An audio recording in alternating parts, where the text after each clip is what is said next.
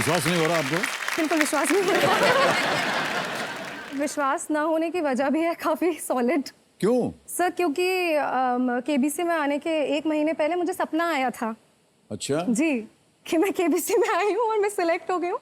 तो मुझे लग रहा है कि अभी तक सपना ही चल रहा है कि वास्तव में हो रहा है ये। सपना नहीं, ये हकीकत है। बहुत बहुत बधाई आपको। Thank you so much. तो देवियों संजो मेरे सामने हॉट सीट पर आ गई हैं जबलपुर मध्य प्रदेश से वैष्णवी सिंह कंसाना। ये एक कंटेंट राइटर हैं और बहुत बहुत स्वागत आपका Vaishnavi ji. Thank you so much sir. अगर मैं आपसे कहूं कि आप अपने बारे में कुछ बताइए, अपना परिचय दीजिए, तो कैसे देंगी आप? सर मैं अपना परिचय अगर प्रोफेशनली दूं तो कंटेंट राइटर के तौर पर लोगों को जो चीज़ें लिखना पसंद नहीं होती, एकेडमिक कंटेंट, वेबसाइट्स पे काफ़ी लंबी लंबी चीज़ें जो शायद पढ़ते भी नहीं है बहुत लोग, मैं वो सब लिखती हूँ। वो है कंटेंट राइटर? जी सर। किसके लिए लिखती हैं आप? सर मैं अलग अलग कंपनीज, अलग अलग वेबसाइट्स के लिए लिखती हूँ कंटेंट। और सर अगर पर्सनली मैं खुद को इंट्रोड्यूस करना चाहूँ तो मैं करूँगी, I am someone who is obsessed with colours, जो कि ये लग रहा है आपके केस को देख करके।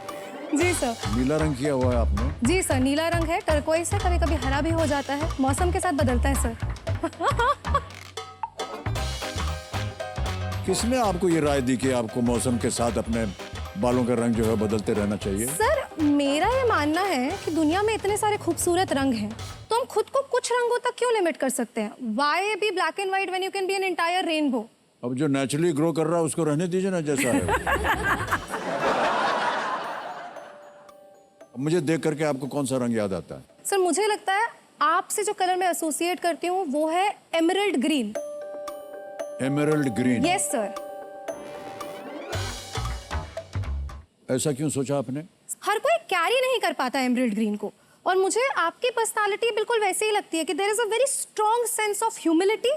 आप इतने ग्राउंडेड हैं कि अप्रोचेबल लगते हैं, but at the same time एक ऑरा है कि आपके आने के पहले आपके कदमों की आहट समझ में आ जाती है, इसीलिए एमरल्ड ग्रीन शायद।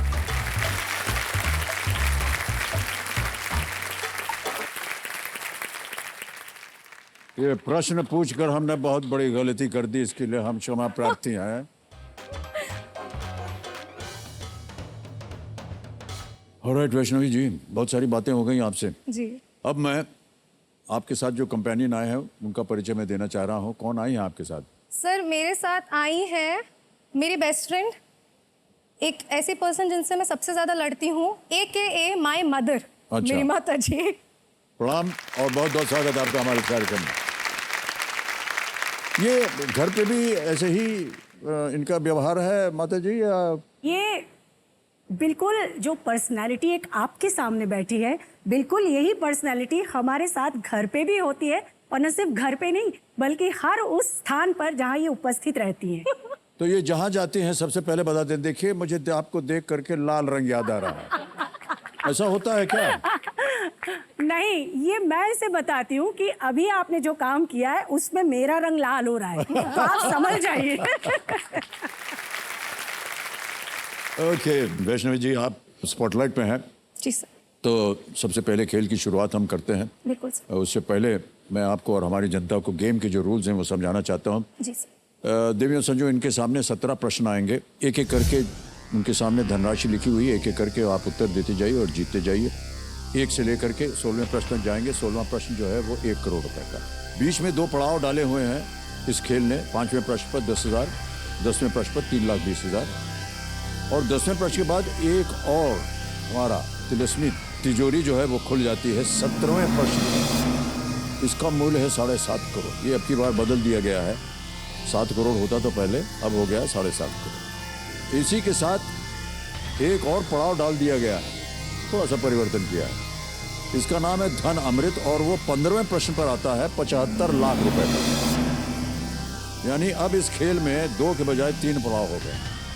तीसरा पड़ाव इसलिए डाला गया है कि यदि आप 1 करोड़ तक पहुंचती हैं, उसे खेलती हैं, जीत जाती हैं तो आगे बढ़ेंगी, हार जाती हैं तो पहले क्या होता था, नीचे आ जाती थी 3-20 पे। अब अगर वहां जाके हार गई आप तो आप 75 लाख पे रुके।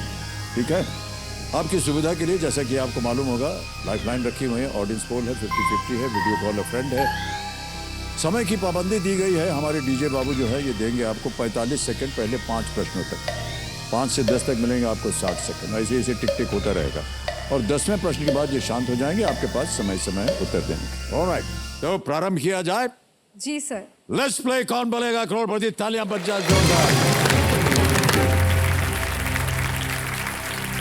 स्वागत आपका एक बार फिर वैष्णवी जी, और शुभकामनाएं हमारी। धन्यवाद सर। पहला प्रश्न 1000 रुपए स्क्रीन के ऊपर ये रहा। किस पेशे के एक व्यक्ति को अधिवक्ता या बैरिस्टर भी कहा जाता है? A person in which profession is also called an advocate or a barrister? Option सुनिए। A medicine, B law, C finance, D engineering, चिकित्सा, वकालत, वित्त या engineering. Sir option B law. बहुत आसान सा था आपके लिए। जी। लॉ कह रही हैं वैष्णवी जी, इस पे ताला लगाया जाए। वकील, बिल्कुल सही उत्तर दिया आपने और 1000 जीत गए। बैरिस्टर शब्द का जो उपयोग है वो अंग्रेजों के जमाने से चला आ रहा है, और एडवोकेट और बैरिस्टर दोनों ही आपके लिए, और मैं आशा करता हूँ ऐसा ना हो कि आपके खिलाफ जो है वो कोर्ट में लड़ते हैं। कोई संबंध है क्या आपका लॉ से? सर बिल्कुल सर, मैं खुद वकालत की पढ़ाई कर रही हूँ। मैं LLB फर्स्ट ईयर में हूँ, और साथ ही साथ मेरे नाना जी सर वकील हुआ करते थे, और वो हमेशा से चाहते थे कि मैं विलायत से वकालत की पढ़ाई कर कर आऊँ, क्योंकि उनके समय में बैरिस्टर्स वैसे हुआ करते थे, तो ये शब्द उनसे बहुत सुना है मैंने। जी जी जी, ओके। आगे बढ़ते हैं तीसरे प्रश्न पर। जी सर। 3000 रुपए इसके लिए मिलेंगे। तीसरा प्रश्न स्क्रीन के ऊपर ये रहा।